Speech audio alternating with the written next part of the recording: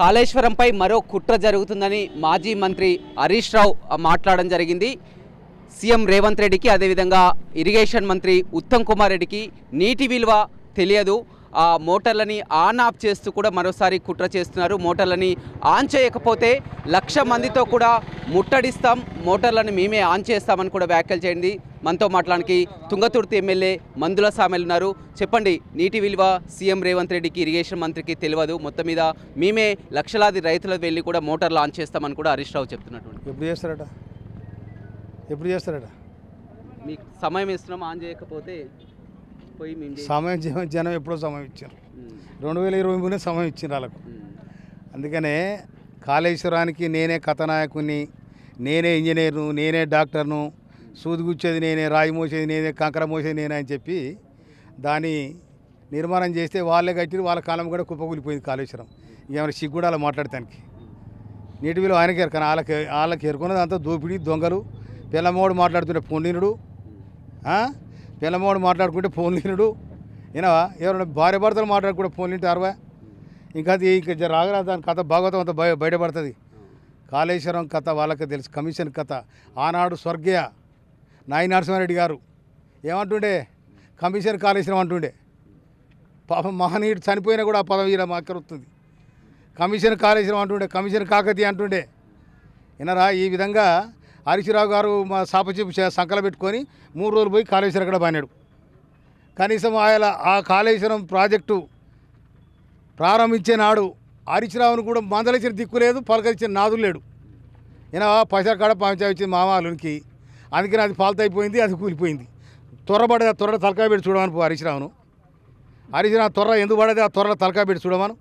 అంటే రాజకీయంగా కుట్రలు చేస్తున్నారు మొత్తం కూడా కాంగ్రెస్ ప్రభుత్వం మొత్తం కూడా. దాన్ని అంతా కూడా ఏంటిది రానిది రాజకీయ కుట్రలేంది? రాళ్ళ కుట్ర చేస్తాడా, సిమెంట్ కుట్ర చేస్తాడా, నాణ్యత కుట్ర చేస్తాడా? మీరు ఫాల్తూ ఏమైనా పైసలు మిగులుతాయని చెప్పి నాణ్యతలే కూడా కట్టి అది కూలిపోతే ఎవరి మీద అంటారండి మీరు? నీటి విలువ నీకేం తెలుసు? నువ్వు ఆడ వ్యవసాయం చేసినా నీకు మీదేమెరక, నీకు వరవేమెరక, దాని గట్టేమెరక, కాలువేమెరక, మీదేమెరక. దానికోసం హరీష్ రావు మాట్లాడితే దయ్యాల వేదాలు వెళ్ళినట్టుంటాయి.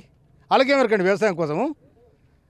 మందిని ముంచి బాగుపడ్డారు మంచిగా. తెలంగాణను తీసుకొచ్చి చేతిలో పెడితే మొత్తం ఆగమాగం చేసి మొత్తం బురదమడత చేసిరు. ఇలా కవిత బురదమడత పోతే పోయి ఆటుకుంటే వాడు కాలేజ్ ఆడ కేజ్రీవాల్ కూడా పోయిండు. కానీ వాళ్ళు బంగారు తెలంగాణని మొత్తం కూడా కాంగ్రెస్ చేతిలో పెడితే మొత్తం ఆగమాగం చేస్తారని వాళ్ళు అంటున్నారు. ఏడ బంగారం ఇప్పుడు ఎక్కడ వాళ్ళ కథ చిన్నగా లేదు.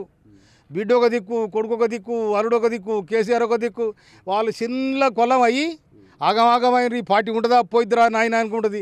ఎందుకంటే వాళ్ళు టీఆర్ఎస్ని ఎప్పుడు బీఆర్ఎస్గా మార్చినరో వాళ్ళ బొందలగడ పార్టీ అయింది, వాళ్ళ బొంద వాళ్ళు దూకున్నారు, కథమైపోయారు. ఇప్పుడు ఎన్నికలు పెట్టవని రేపు స్థానిక సంస్థల ఎన్నికల్లో చూపిస్తాం మా ప్రతాపం. అని నియమనం కేటీఆర్ ఇప్పుడు కవితను చిన్న పక్క పంపించేసినారు, కవితను పక్కన పంపించేసినారు.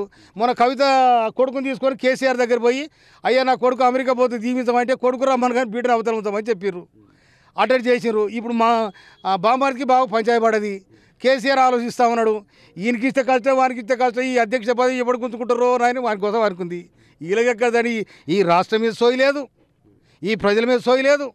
వేలాది మంది అమరులైన తెలంగాణ కోసం సాధించి చేతులు పెడితే మీరు చేసిన తతంగం ఇది. ఏం చేసింది మీరు?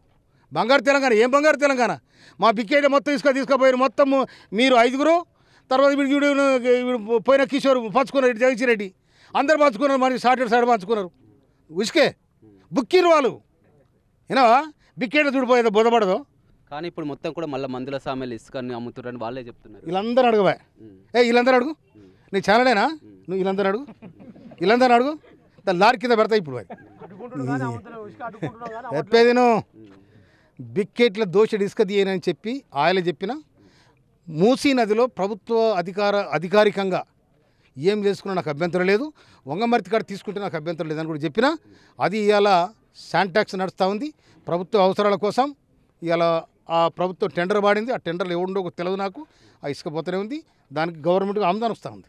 నాకు సంబంధం లేదు. రైట్, చూడొచ్చు మొత్తం మీద ఆ తుంగతుర్తి ఎమ్మెల్యే ఘాటైనటువంటి విమర్శలు కూడా చేయడం జరిగింది. ఇటీవల కాలంలో కాళేశ్వరంపై కుట్రలు చేస్తున్నటువంటి వ్యాఖ్యలకు కూడా సమాధానం చెప్పడం జరిగింది. ఏదేమైనప్పటికీ కూడా మొత్తం ఆ గతంలో ఆ జరగనటువంటి అవకతవకలన్నీ కూడా ఒక్కొక్కటి బయటికి వస్తున్నాయి. త్వరలో దానిపై కూడా విచారణ కూడా ఇప్పటికే పూర్తయింది, చర్యలు కూడా తీసుకుంటారని చెప్తున్నారు. ఏదైనప్పటికీ కూడా జిల్లాలో గతంలో చేయలేనటువంటి అభివృద్ధి అంతా కూడా ఇప్పుడు చేసి చూపిస్తామని కూడా తుంగతుర్తి ఎమ్మెల్యే చెప్తున్నారు.